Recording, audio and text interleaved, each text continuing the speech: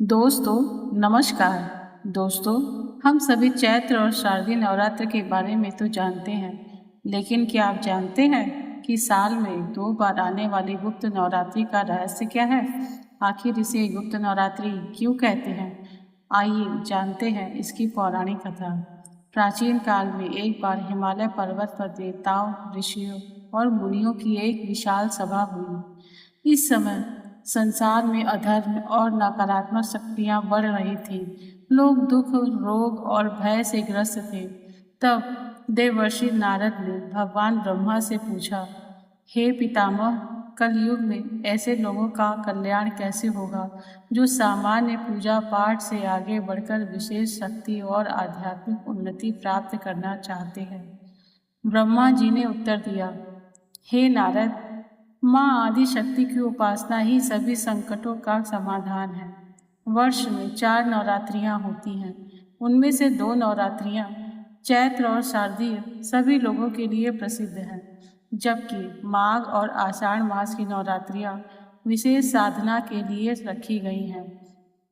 इन्हें गुप्त नवरात्रि कहा जाता है। ब्रह्मा जी ने बताया कि इन दिनों में माँ दुर्गा की 10 महाविद्या स्वरूपों की उपासना की जाती है। ये स्वरूप हैं काली, तारा, त्रिपुर सुंदरी, भुवनेश्वरी, छिन्नमस्ता, त्रिपुर भैरवी, धूमावती, बंगलामुखी, मातंगी और कमला। क्योंकि इन स्वरूपों की साधना सामान्य रूप से नहीं बल्कि गुरु के मार्गदर्शन में गुप्त रूप से की जाती है, इसलिए इस नवरात्रियों को गुप्त नवरात्रि कहा जाता है।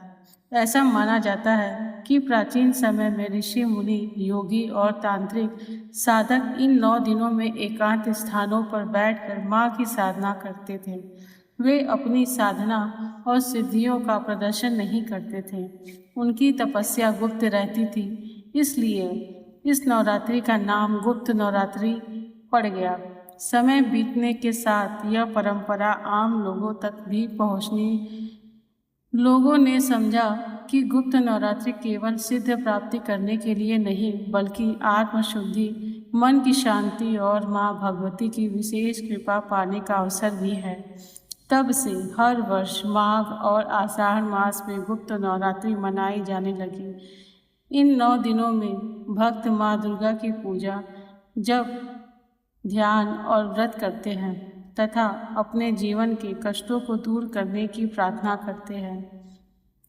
इस प्रकार गुप्त नवरात्रि मनाने का उद्देश्य माँ आदि शक्ति की विशेष उपासना करना और आध्यात्मिक शक्ति प्राप्त करना है। इसे गुप्त नवरात्रि इसीलिए कहा जाता है क्योंकि प्राचीन काल में इसे साधना गुप्त रूप से एकांत में और विशेष विधि से की जाती थी। जो भक्त श्रद्धा और विश्वास के साथ गुप्त नवरात्रि में माँ दुर्गा की आराधना करता है, उस पर माँ भगवती की विशेष कृपा बनी रहती है।